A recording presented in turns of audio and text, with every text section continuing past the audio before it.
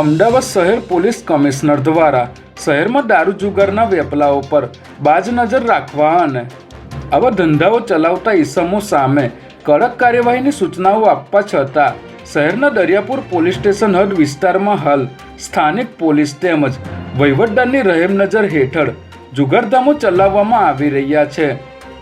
દરિયાપુર વિસ્તારમાં દિલીપસિંહ પહેલા વહીવટ કરી ચૂક્યા છે, તો દિલીપસિંહ અને ભગીરથસિંહ કોણ છે, જેમના આશીર્વાદથી અહીં બે રોકટોક જુગારધામો ચલાવવામાં આવી રહ્યા છે, ત્યારે શહેર પોલીસ કમિશનર કે પછી પોલીસની ઉપરી એજન્સીઓ અહીં ચાલતા જુગારધામ બંધ કરાવશે તેવા અનેક સવાલો જાગૃત જનતામાં ચર્ચાઈ રહ્યા છે। રાજ્ય સરકારના સામાન્ય વહીવટી વિભાગ દ્વારા મોડા આવતા અને વહેલા ઘરે જતા રહેતા સરકારી કર્મચારીઓ માટે મહત્વનો નિર્ણય લેવામાં આવ્યો છે। રાજ્યમાં હાલ સરકારી કચેરીઓમાં કર્મચારીઓના મોડા આવવાની અથવા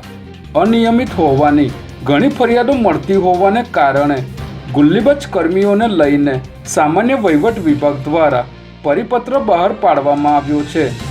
જે પ્રમાણે હવે રોજ સવારે 10:40 સુધી કર્મચારીઓએ ઓફિસ પહોંચવાનું રહેશે, જ્યારે ઓફિસ છોડવાનો સમય સાંજે 6:10 રહેશે અને 1 મહિનામાં 3 વખત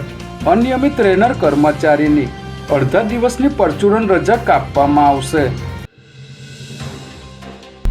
નાણામંત્રી કનુભાઈ દેસાઈ દ્વારા આજે ગુજરાતનું વર્ષ 2025-2026નું ₹3,70,250 કરોડનું બજેટ રજૂ કરવામાં આવ્યું છે।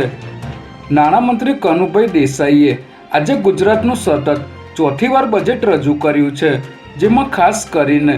ગુજરાતમાં 2 નવા એક્સપ્રેસ હાઈવે બનાવવાની જાહેરાત કરવામાં આવી છે, જેમાં બનાસકાંઠાને સૌરાષ્ટ્રના દરિયાકાંઠા સાથે જોડતા ડીસાથી પીપાવાવ રસ્તાને નમો શક્તિ એક્સપ્રેસવે તરીકે વિકસાવવામાં આવશે। આ ઉપરાંત દાહોદમાં નવું ગ્રીનફિલ્ડ એરપોર્ટ બનાવવામાં આવશે, જ્યારે ઘરનું ઘર સ્વપ્નને પરિપૂર્ણ કરવા ગરીબો માટે 3 લાખથી વધુ આવાસો પૂરા પાડવાનું આયોજન કરવામાં આવ્યું છે।